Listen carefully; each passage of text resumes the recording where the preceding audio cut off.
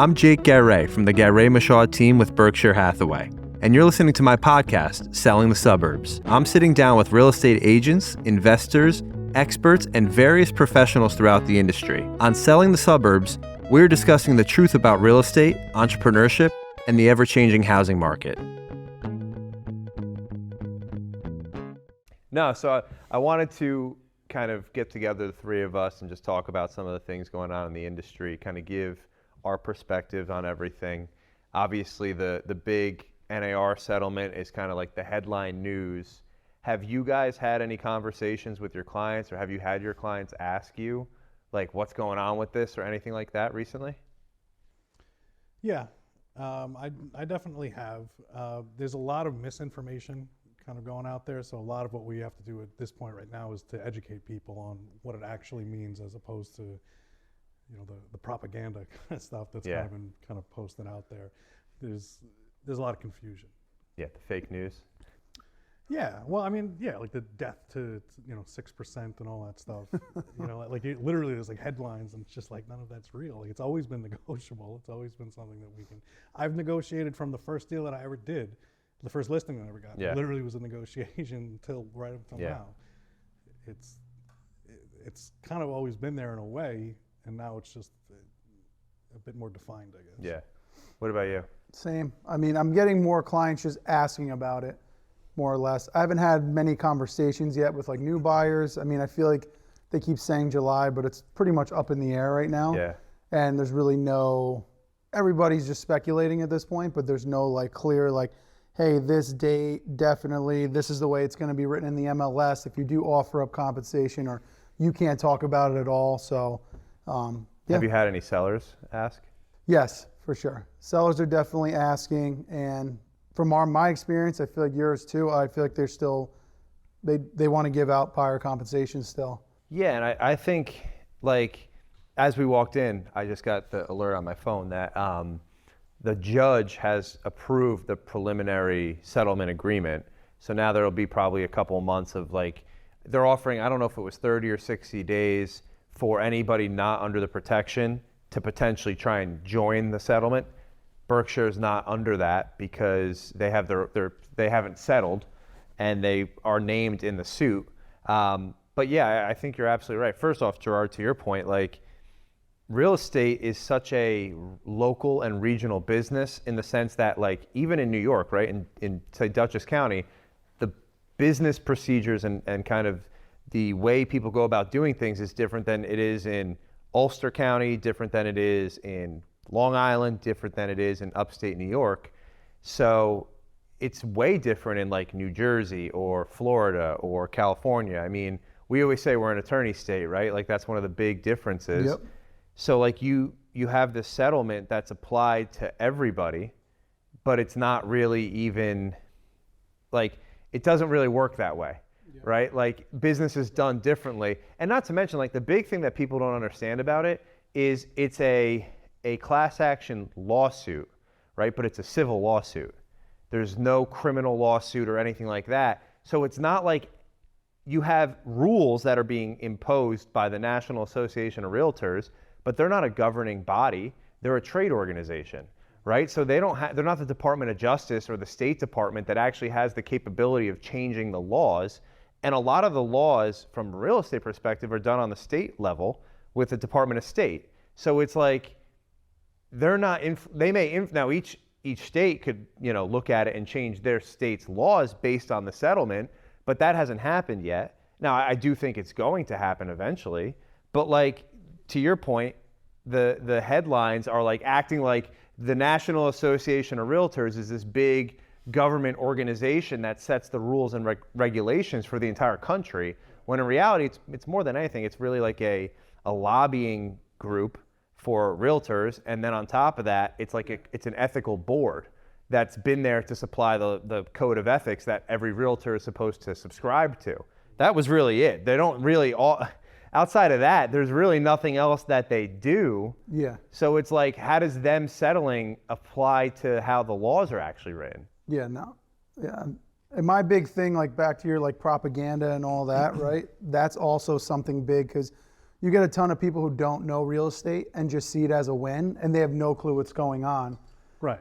And it's kind of one of those things. So I feel like they watch their $1 million listing or these shows and see, I feel like those shows kind of ruined it for us, because it's like they're going to get $300K, they're going to get $1 million for selling this house. People see that and are like, oh, these realtors don't deserve that, not realizing that that's a very big market. You know, when we're selling $200,000, $300,000, $400,000, $500,000 houses, those it's not much the less. same. Yeah, the commission's It's much different less. The commission on those deals And is the bigger than splits, the and entire there's house. Yeah, there's a lot that goes into it, and so many people don't understand that, and they feel like they should speak on it when And they don't even understand that, like to your point, you'll say, oh, it's a $10 million listing and the commission's 6%, they're getting paid $600,000. But then there's another agent involved. Yep. Right? The companies. And then there's, so there's two agents, one gets 3, the other gets 3. Even if it is 6%, half the time it's not, if not more, right? To your point, they're always negotiable. But then on top of that, they don't understand that when it's all said and done, you've got to split with the company, that they take 30, 40, 50%. Sometimes if you're on a team, the team takes another whatever percentage. And then on top of that, you've got all your fees, all your costs, marketing fees, everything associated with that. So even if they were making $300,000, when it's all said and done, yeah, it's still a lot of money, but maybe they actually end up with a third of that or 25% of that. No. So And what would that seller get without the agent? right. Well, that's the other thing. And, you know, we always talk about in our meetings, like our job is the biggest is to solve problems, right? So like you've dealt with a lot of deals recently where you're going to the town and handling municipal violations and helping them. Like you're going to the town, pulling the file, reading that file. So the seller, even if the seller said, okay, I'm going to take it upon myself, I'm going to go to the town, I'm going to pay the fees, they read the file. They don't know what they're reading. No, they can't interpret that. They have no idea. And the towns don't operate under this is what you should do. It's you have to go to them and be like, I want to do this, this, and this, and then they say okay or not. Right. Yeah. So it's not like they're going to come and say, okay, Steve, I'm going to hold your hand and help you through this process. No. So just one little thing like that, you're solving those issues, and that's part of what your commission is going towards, is helping to service those problems, or appraisal issues, or title issues, or whatever, contracts, offers. And then on top of all of that, you actually have the advice that you're giving these people when you get offers. And hey, I just had a situation that, I think you should do X, Y, and Z. Like, we're working on a deal right now. Your clients won that bidding war because you went to them and were like, this is where I think it's going to go. This is the contingencies and the terms that you should offer. You should waive part of the appraisal, do these different things. Whereas those buyers maybe never got that house if you didn't make those recommendations. Yeah. Yeah. Yeah. I mean, there's almost like a devaluation of what we do in the media. And it's not only not real, but I think it's going to like end up hurting some people, because I think that some people are just going to go out and try to do things on their own. And I think they're going to have their shirts taken from them. You see both sides of that, right? So you see that scenario where if you have an agent who's selling 100 houses a year, they're going to totally know what every opportunity to win the negotiation, they're going to win, right? Versus someone who doesn't know what they're doing. But then on top of that, you see the reverse side, where now listing agents are getting 3%, and then the buyers are coming in and paying another 3%, right? So you end up at the same number, but now the buyers have to pay out of pocket. They're paying more for the house. If anything, the sellers, maybe get a little bit more money, but it's really hurting home buyers. Yeah. And that's the tough thing, because home affordability is very, very low right now, comparably over the last 30 or 40 years. So you've got buyers who are hurt by affordability, interest rates are high, and oh, by the way, if you don't want representation, you can save a little bit of money, but to your point, it might cost you another $25,000, $50,000, $60,000, $75,000 Right, and they're not going in to the long realize run. that. Yeah, right. They're not going to realize that for months to years, later, and then. That's part of the issue, right? Because sometimes you don't know that you made a mistake until it's too late. Right, exactly. Until you're literally paying for it, and somebody else comes to you and is like, well, why didn't you do this, that, or the other thing? And they're like, well, I thought I was going to save money. And it's like, well, you screwed yourself.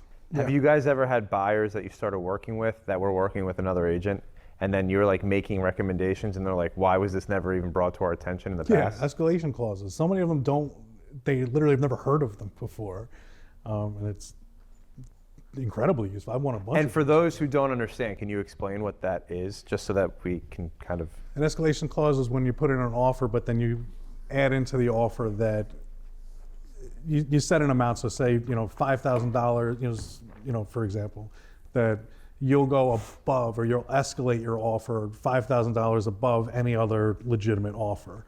Kind of gives you just a leg up in, when somebody's going into a multiple offer situation.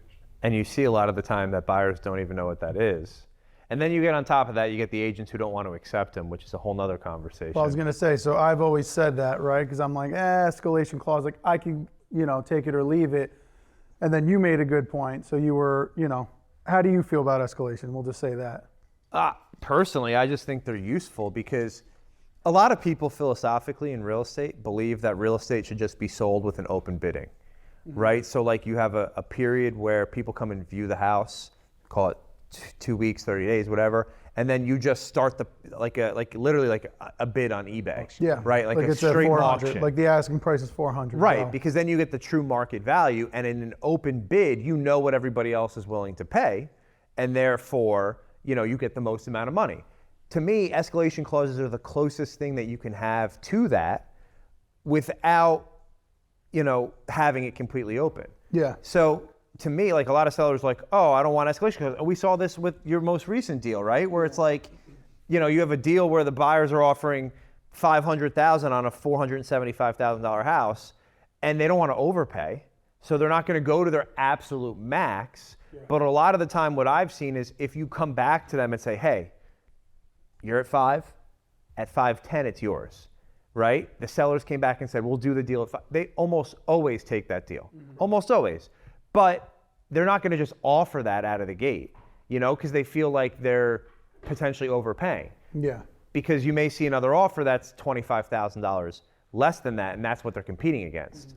So I feel like they're good because ultimately they give the seller the opportunity to get the most amount of money. Because if you have two comparable offers, if someone's willing to give you an extra $5,000 or $10,000, that's better for the seller. Right.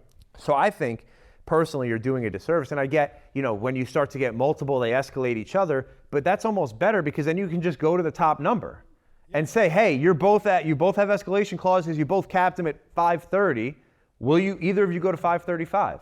Yeah. Or you can compare terms and say one's cash, one's not. One's 50% down, one's willing to change. But then at least you know where everybody stands. It's more open versus like the way real estate's been done traditionally, which I feel like is very like shady. And that goes back to the whole settlement thing because a lot of these people have felt that like, I'm sure you've had buyers that feel like we make this offer, we don't hear back, they must be shopping our offer. Yeah. Because that's happened, right? Like sellers will take the offer and say, go to everybody and say, we have an offer. Will you do this? Will you do that? Will you do this? And that's just not transparent. And when you're not transparent, that's how you end up in trouble because people feel like they're getting taken advantage of. I just feel like escalation clauses are a good thing for everybody because you just know where everybody stands.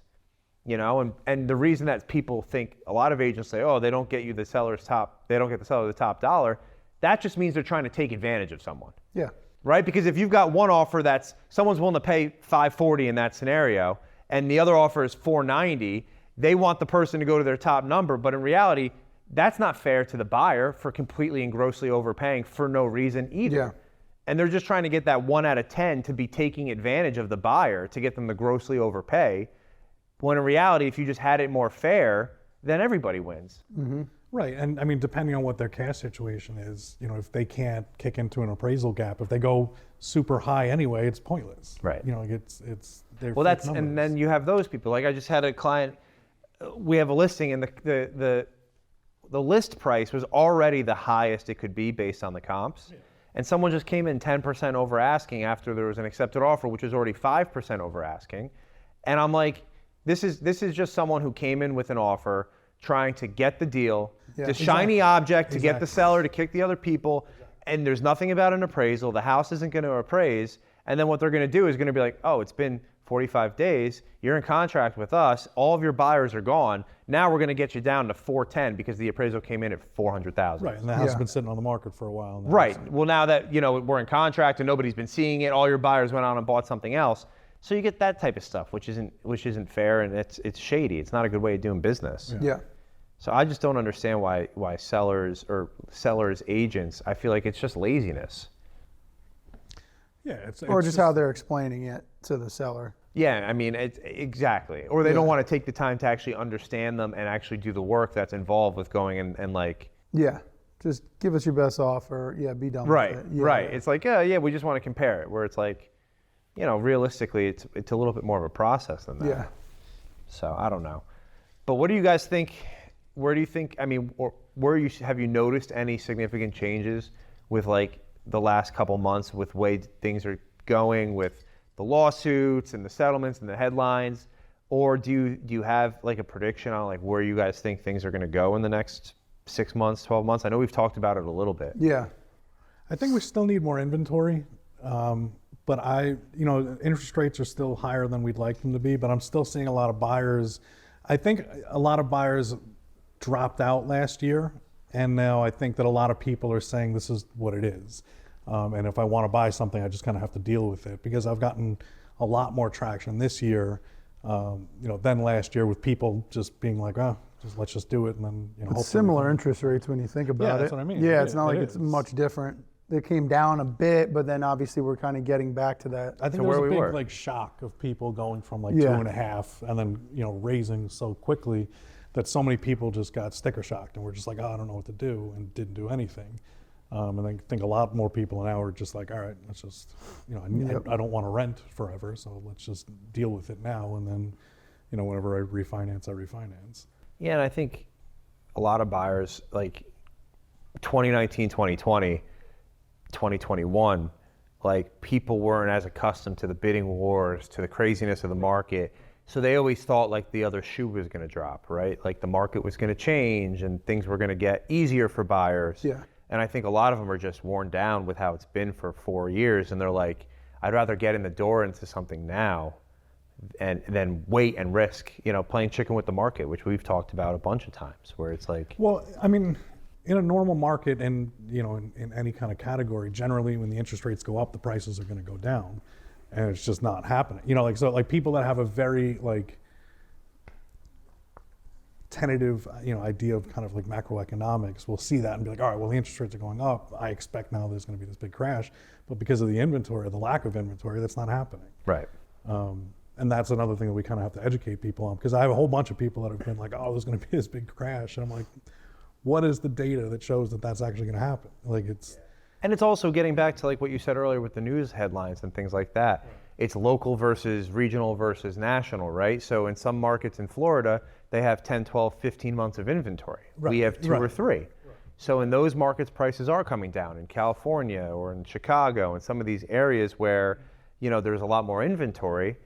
In the South, everything, but in other markets, like basically the entire Northeast, we haven't seen prices come down at all, and if anything, they've gone up. Gone up. Yeah. What are you seeing with agents specifically? I know we've already seen a little bit of like a lot of agents switching companies, a lot of agents looking for a change. It's competitive. Now I feel like, and I'd love to hear what you guys think. I feel like we're going to see more agents leaving the business. Yeah. I think it's getting harder. And that's why I think we talked about this. Remember the first day that the settlement came out and everything, it was like, it seemed like another obstacle to overcome. Yeah. And now it's like, actually, I think it's better. It's better for the consumer because the conversations that should have been happening weren't happening. Yeah. But now they will. Yep. But then that's causing a lot of agents who don't want to have those conversations to have them or to get out of the business. A lot of those agents, and I don't mean to sound like a jerk, but a lot of them just aren't going to know how to have those conversations. And I think that it's causing panic within the industry where a lot of agents, I think, are just going to back away from it because they're not going to know how to navigate these waters. And then, like you were saying, in reality, I think that it can work out a lot better for us. I think that the well-informed agents that understand their value and are able to kind of dictate that to their clients, I think are going to do much better. And I think the people that aren't are just going to fizzle out. Yeah. Yeah, it'll fizzle out the door openers. Yeah, and exactly. To be honest, even like 2023 was such a super slow year for most agents. And I remember talking to like veteran agents, whatever you want to call, people that have been in the game for a while, and them just being like, yeah, there's just nothing to do. It's just slow. Inventory's low. Like they're literally were like cooked at that point. and then you throw this obstacle in it. And for people that had that mindset in 2023 and then get hit with this, I feel like they're going to be. Yeah, it's going to be a lot of like retirements, I think. Yeah, they're going to be taken back Those even early more, just, retirements kinda- But it works for us, like I said. We're, I don't know if you want to call it up and coming. Obviously, you're young, but you've been doing it for almost 10 years. You guys are getting there now. Yeah. You're not rookies anymore. No, it's true. It's crazy. We have a long time in this game, but yeah, it'd be nice to see, I mean, some that's a whole part-timers leave, conversation yeah. in and of itself, though, Yeah. right? Because you have agents who love to tell you, first off, PSA, if you ever get on the phone with me and tell me how long you've been in this business, I want to reach the phone and wring your neck because I can't stand it. I don't know why in real estate people feel the need to be like, I've been doing this for 25 years. Like, how is that relevant to the deal that we're working on right now? Unless it's about a story, right? Like you haven't seen this happen to a house in the middle of something like, hey, in 20 years I haven't seen this. Right, and that's kind of like, I can't believe this is happening. Yeah, but like, when I'm like, Gerard, I'm right and you're wrong. I've been doing this for 30 years. Like, I hate that. I can't stand that. They just want credibility without having to do anything. Right, but it's also like two things. Like, number one, just because you've been doing it for 25 years, if you sold 1 or 2 houses a year, you sold 30 someone houses who's been in the business for 3 years, 4 years, has sold more houses than you in the last 3 or 4 years, and that experience is more relevant to your 30 years because whatever you did in 1985 or 1990 isn't applicable to today anyway. You know what I mean? That's number one. But number two, it's like, to your point, a lot of these agents who have been like, oh, last year was a troubling year. I just think it's a lot of people who it's an aging industry and they didn't keep their foot on the gas. You know what I'm saying? They literally sat back and were just like, oh, business isn't coming to me anymore because they've been in it for so long. Yep. That's what they're used to. So it's just like, oh, I'm just not going to do anything. Like, this is just the way it is. Meanwhile, we're in the office every day, freaking sending letters to houses, doing whatever we need to. Yeah, but I think that's why what we're doing works because number one, we're trying to disrupt the business, right? Like when everybody's going this way, we try and go the other way. Yeah. And obviously that's come with pushback and all of that. The people that are unhappy with disruption, but that's how every industry goes. But that's if in any other business, if you're just gliding along and not really trying and hustling, someone's going to come and eat your lunch, right? They're going to come and take your clients. They're coming. Yeah. So just because that's how business has been in real estate for the last 50, 100 years, doesn't mean that people are not, that's not going to change. Yeah. Yeah, when you're, anyone can try to disrupt anything, but when you're disruptive and you're also successful, it shows all of those other agents that they should be doing something else. And I feel that a lot of them take it very personally. That it's almost like a personal attack on them when we're like, we're not going to do what you've been doing for the past 30 years, we're going to do something else. Yeah. And then all of a sudden it's like, oh, they look at the numbers and they're like, oh, like these whippersnappers, you know what I mean? Like there's and then it manifests itself in the conversations that you have with these agents during your deals where they're like more harsh on you. And I'm sure you guys see this, right? Like some of the agents that we work with, they'll be in the business, 20, 30, 40 years, but you can never get a hold of them. They give them a pass, right? Like, oh yeah, that's just Tom. Tom's been doing this forever. He's a great guy. Meanwhile, if you don't answer your phone and get back to someone within 20 minutes, they're like, oh, Steve, he's unresponsib. You know what I mean? Like he's the cocky young guy. Doesn't have the time. Exactly. Exactly. Because they want to tear you down. People don't. Reggie Jackson said they don't boo the bums. Yeah, that's true. That's true. Yeah. But to your guys' point with like the disruption thing too. Every time I talk to anybody about like this type of stuff, right? Like video, marketing, all of that, they're all like, oh, that's like your thing. And it's like, I'm never going to do that. And it's one of those things, it's like, imagine being in business in 1995 and being like, a website, never going to have one of those. Never going to be on the internet, never going to be on a website or online. It's like, okay, well, you won't be in business in 5 years. Yeah. Well, but that is what literally happened. Yes. A lot of people were like, we're not going to evolve, and then they didn't evolve. Yeah, but that's what I think we're seeing that next progression of that, specifically in real estate, because real estate's such a lagging industry. There's no innovation. There's no real push to get to the next thing.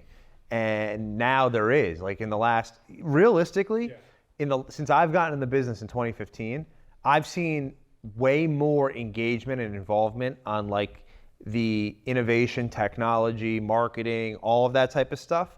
And there's different levels of it. Like there's some that are really good, and then you have some that are 7, 8 years behind. Like I'm seeing some stuff from certain companies and certain marketing departments where it's like, they're acting like it's 2017 versus 2024. And it's like, oh, you got to be on like Facebook page. And it's like, well, that was like 7 years ago. If you don't have that, you're behind the 8 ball. You got to be on, you got to understand YouTube Shorts and Reels and TikTok and all this other stuff that's going on. If you're just getting caught up, you've got a ways to go.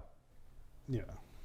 But I think we're just seeing the beginning of that, and that's just going to continue to push people out of the business. Yeah. So I don't know. Yeah, I mean, I think that there's a lot of panic in the industry, and I think that is what's going to happen. I think literally, I would be shocked if over the next couple of years we don't see, hopefully no Berkshire offices, but like other offices literally just closing. Yeah. Just like not having enough agents to make it make sense to pay the lease. That's a really good point, because I don't think people understand that real estate is a very low margin business. Like the broker model is very, very, very low margin. Like a lot of these companies are 6 months away from insolvency, like having no capital whatsoever. And then you see, that's why these settlements, the NAR one was a big number, but the rest of them, the broker models, there's companies that are like, oh, we sell 10, 12, 15, $20 billion a year, and they're settling for $20 million. Right. Because their margins are so thin, they're not making a lot of money. Yeah. Even though the big numbers might sound like a lot of money, in the grand scheme of things, it's not. Yeah. Not when you compare it to other corporations and other big businesses. It's not like you see these big Fortune 500, like you don't see any top 50 companies in the world that are real estate businesses. Even though it's a high ticket item, the margin, because of that, I think is why the margins are so thin, and because there is so many people in the business, so it comes at a high expense when you've got 100 agents, but only 10 of them actually produce. Yeah. Yeah. Well, I mean, that's the thing. There's all these different agencies, and they're always trying to poach people and do all that stuff. And, the high-end earners, they have to remain competitive, like depending on their splits. Right. And that is eventually... Should we just start calling out all the agents who start to try to recruit us all the time? Let me take out my phone. We'll just start reading through the list of messages and everything else. We're talking to you. You're watching this. Oh man. So please don't recruit us. Yeah. No, just leave me alone. I'm fine. If I'm not fine, I'll call you. Yeah, like you don't have to. I'll call you. Yeah, I'll call you when I'm not fine. Every single week, asking me how things are going. Makes you look crazy. Well, that's what we're seeing too with, that's a whole nother conversation, because people are like, there's so many gimmicks, Yes. right? So many things that are not genuine in the real estate business. And that's the thing that I hate, right? I hope that that's what people realize with a lot of the stuff that we do, like our events, right? Like those are not like gimmicky, I hope. People don't think they are. If you do, please tell us. Yeah. No, people leave them all the time thanking us. I mean, at least, to me, like people come up and they're like, oh, that was awesome. I had a good time. Because we don't try to take something. Right. We give Right? Right. Right? It's like a lot of people and a lot of companies are hosting these like educational calls and seminars and everything else. Like when the NAR settlement came out, and like 2 days later, they're like, get on the call we're going to tell you how to define your value. And it's like, you don't even know what's going on. How can you speak like you understand what this is going to lead to when nobody has any idea? And it's just what's the future of AI? Right. AI is a whole nother one. Oh my God. Somehow everybody in real estate who didn't even know what social media was 2 years ago are experts in AI when they don't even understand how it works. It just came out. Yeah. They like know how to go to like the ChatGPT website. Right. They're like, and it's always like, so here's what you're going to do. You're going to go to ChatGPT and you're going to type in the features of a home, and it's going to give you a listing description. And you're like, okay. Yeah. And that's it. And that's it. And that's my speech. Thank you all for it coming does. to my That's TED all Talk. it does. But back to like the salesy stuff and all that, right? Like people have to realize, like when they say like cheesy car salesman or sleazy car salesman, like some realtors are, male or female. The big one with that is we deal with that too. And we see those people and we are like, this is what gives us a bad name. That's a great point. Even like, I get texts all the time. You wanted probably to do read too. one? No, I was gonna grab it. No, because We're gonna read them like mean tweets. There's been like an blow somebody's uptick spot of up. texts where it's like, hey, this is so and so. How would you like 20% referral fees? Like, Yes. we just get them all day long, and you get so many that what do? You don't read them. You think they're phony. So if 10 of us, 20 of us send a letter to a house or call that house to sell, they're just going to be pissed off about it, and they're not going to take any agent seriously No. because they're just getting hammered. And it gives everybody a bad name. Yeah. I got a text the other day. It was like, hey, Jake, would you like to sell your property at, whatever the address was? I'm like, can you please just pre-vet before you reach out to someone? I just got that text about my house. It Right. said, I'm the agent and owner, and we're good. Yeah. Basically. It was Like, don't I see, do that. Yeah, but that's the issue, right? It's just like, take some time Yeah. to just do a little bit of work. And it's like the low-hanging fruit that everybody does, and it gives everybody a terrible name and a terrible taste in their mouth. And that's like the cold calling thing. Yeah, I was just gonna say that. Yeah, cold I'm like- calling's rough. Who was I talking to the other day? And I was like, so how many times in the last 2 weeks have you gotten cold calls from an attorney or an accountant or a financial advisor? They're like, I've never gotten it. I'm like, so then why are people cold calling? Yeah. Right? And the reason is because it works. And I get that it works for people and I understand that. Yeah. But what works for money isn't always what's necessarily good for the whole industry. Like just because something works, like ripping people off can work in the short term, but in the long term, it's gonna catch up with you. Yeah. And people are so quick to be like, oh, well, it works and it's my business and it's effective and it's this. And I'm like, but is it really how you want the industry as a whole to be respected and viewed as like the sleazy car salesman who's cold calling for desperate business? Yeah. No, It's also illegal. It is illegal. But besides that, it's like my client, right? Nice house. We took it off the market because we were going to relist it again. We had a deal fall through. We're like, let's refreshen it. In that quick little time, he just gets slammed. Again, beautiful house. It was built only a few years ago. I get the appeal for other agents. They see it off the market, like, oh my God. A letter's one thing. He's getting calls, like 10, 20 calls a day about it. We relist it and he's still getting calls. He's got people finding his mom's number and asking for his wife. You know what I'm saying? Like it's shit like that. And he's cool about it. It's an invasion of your privacy. Yeah, but he's also like, in a sense, like was getting a little angry almost with me because it's like, why is, like, well, what because the you're fuck? a representation of Yeah. that business. Yeah, the whole Of that industry. business. Yeah. So then he's getting, and then it ended up being fine, but it's just one of those things like this is what we deal with on our end. And we don't enjoy that part of the business. So it's like, of course, no one else is going to. And it's just like the gimmicky, Yeah. salesy, and that's why, like I always say, like we're real estate advisors. Like we Yeah. want to advise you.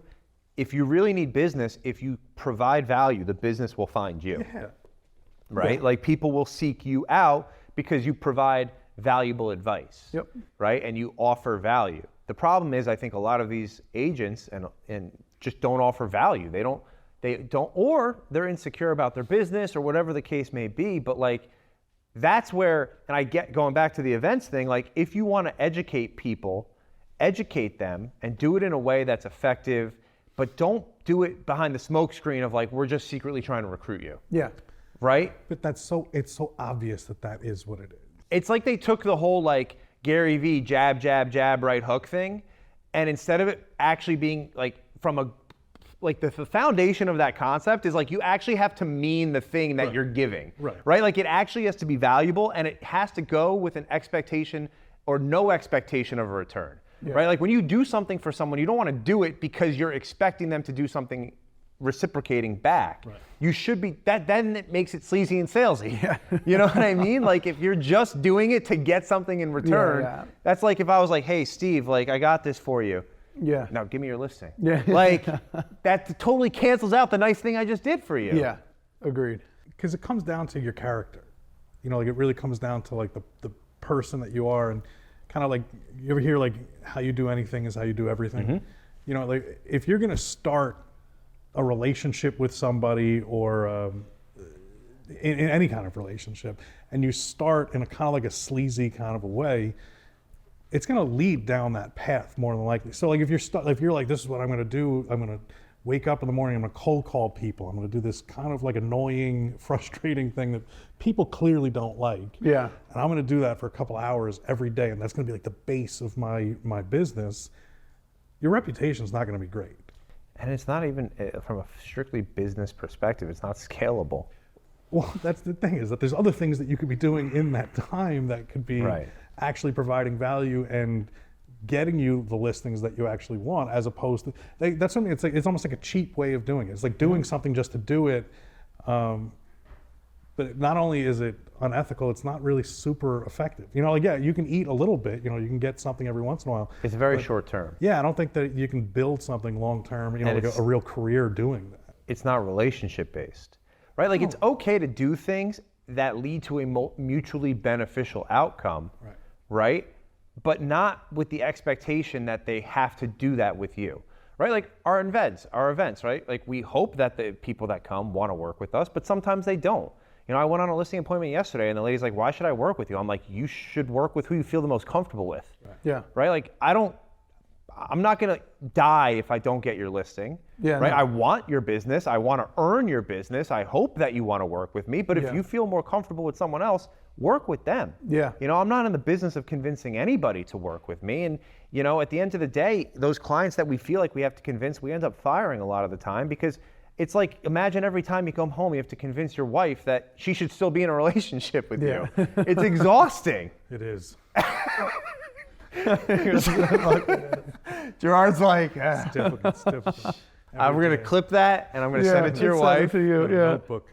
So I have, I will say, so just kind of based off of getting sellers and stuff, it would have like a bone to pick with people who do this. And by the way, this segment's brought to you by Proud Source Water.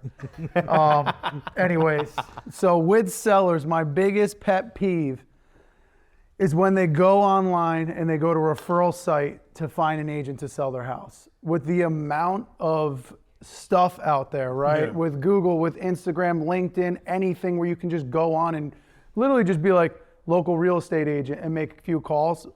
I don't understand how they're getting filed into these referral-based things, and then we'll get a call again. Great, it's business, it's whatever, but we're gonna just hand you over the call, and then we're gonna take 35%. There's two, so that you're absolutely right. And for the consumer, this is a great point, because the consumers need to understand how this works. You essentially have like two trees, right? The first is like the business model, where it's like content-driven marketing. So that's like HomeLight. They produce videos and ads and commercials, and they say, we're gonna give you our home buyer guide, our home seller guide, our community guide. We're gonna pair you with the best agent in Westchester County, Dutchess County, based on, you know, all of that. Community-driven, social media marketing, all of that. And that's why they come through Facebook ads, Google ads, all that stuff, YouTube ads, HGTV, I see HomeLight ads now. And it's more so content-driven marketing. And then the other one is it's production-driven, right? So we're gonna pair you, Gerard, with the perfect agent for your neighborhood. Someone who sold more homes, and it's statistics-driven. And the reality is, number one, Realtor, and this is where NAR and Realtor.com and all of that should have came in with the MLS, is they should have had full transparency as to who sells what, right? Like people love to be like the awards in real estate. I'm in the top 5% of, you know, Berkshire Hathaway, and it's like, well, top 5% is like you sell like a couple houses a year. Like it's not not what you think it is. You know what I mean? Not like this grand but number. it's very like, it's like we see awards, like we always talk about, I'm not gonna say it, Hudson Valley Magazine, right? Like the top agent, it's like a participation trophy, and I'm bashing myself because I won it this year. Yeah. But like it's a participation trophy. You know what I mean? And it's like people don't know that. So if like if Realtor.com and NAR, but again, the whole industry is set up to not enhance the top agents. It's to carry along the weakest ones. And that's why we get in this situation. So if Realtor.com, and I say Realtor.com, but it's really NAR and the MLSs, we're like, here's our rankings. Here's how much homes are sold by this person for this much volume and in this price points and in these towns, and it's all there. Those referral websites don't exist, and then those people get that business, right? And then on the content side, if people did video and actually created that content and actually educated and provided value, then people would find them and they wouldn't be going on HomeLight and all these other sites. I know, but it goes for buyers too. That's what I'm saying. It's the same 100%. thing. Oh, here, this buyer that you're going to take out for X amount of weekends. Again, great, they're going to buy some, but we're going to take 30, 35, 40%. It's like the fact that this buyer can't just go online and find somebody without going through. And again, they don't know any better, which is a lot of the time. So I'm not blaming the buyer It's not or the the consumer's seller. fault. Yeah, it's not their fault. It's the industry's fault. Exactly. Like Yeah. we just want a streamline, and that's kind of what we're doing here.